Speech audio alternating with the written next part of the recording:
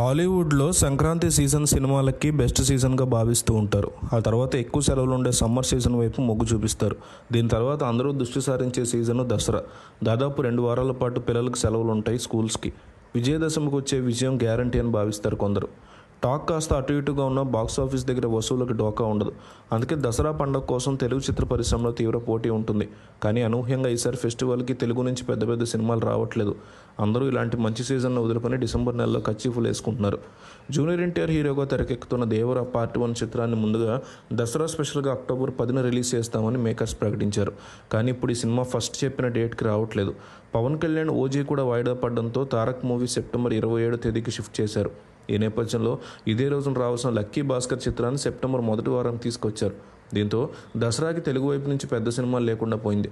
దాన్ని ఇప్పుడు డబ్బింగ్ చిత్రాలు క్యాష్ చేసుకుంటున్నాయి. సూర్య నటించిన కంగువా సినిమాని అక్టోబర్ 10న విడుదల చేయడానికి ఇప్పటికే ప్రకటించారు.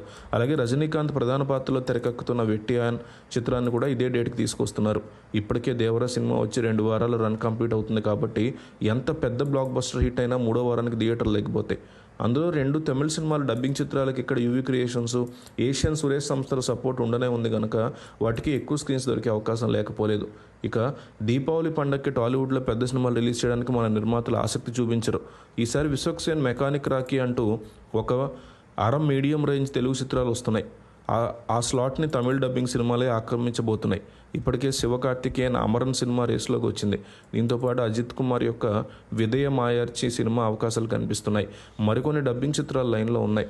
డిసెంబర్ విషయానికి వస్తే నాగచైతన్య, చందు మొందేటి కాంబినేషన్లో తండేల్ సినిమాని రిలీజ్ చేస్తామని మేకర్స్ ముందుగానే ప్రకటించారు. నితిన్ నటిస్తున్న రాబిన్హుడ్ చిత్రాన్ని క్రిస్మస్ సీజన్లో విడుదల చేయబోతున్నట్టు చెప్పారు.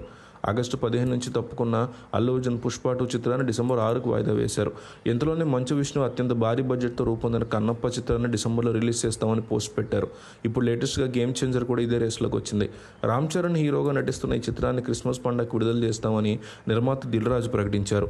డిసెంబర్లో ఒకేసారి ఇన్ని చిత్రాలకు రిలీజ్ చేస్తామంటే థియేటర్లకు సమస్య వస్తుంది. అది కలెక్షన్స్ మీద ప్రభావం చూపిస్తుంది. కాబట్టి మారిన పరిస్థితులు బట్టి కొన్ని సినిమాల విడుదల తేదీల్లో మార్పులు ఉండొచ్చు. అదే జరిగితే ఈ సినిమాలకి మళ్ళీ ఇప్పట్లో మంచి డేట్లు దొరకపోవచ్చు. ఎందుకంటే ఆల్రెడీ సంక్రాంతి స్లాట్స్ బుక్ అయిపోయాయి. ఫిబ్రవరి, మార్చి నెలలు తీసుకోకపోతే ఇప్పటికే వడ్డీలు పెరిగిన నిర్మాతలు మరింత భారం పడుతుంది. ఇదంతా సరైన ప్లానింగ్ లేకపోవడం వల్ల జరుగుతుంది అనుకోవచ్చు. ఎందుకంటే పెద్ద సినిమాలన్నింటినీ ముందుగా ఎప్పటికి పూర్తవుతాయని లెక్కలేసుకుని డేట్స్ అనౌన్స్ చేస్తే ఎలాంటి ఇబ్బంది ఉండదు.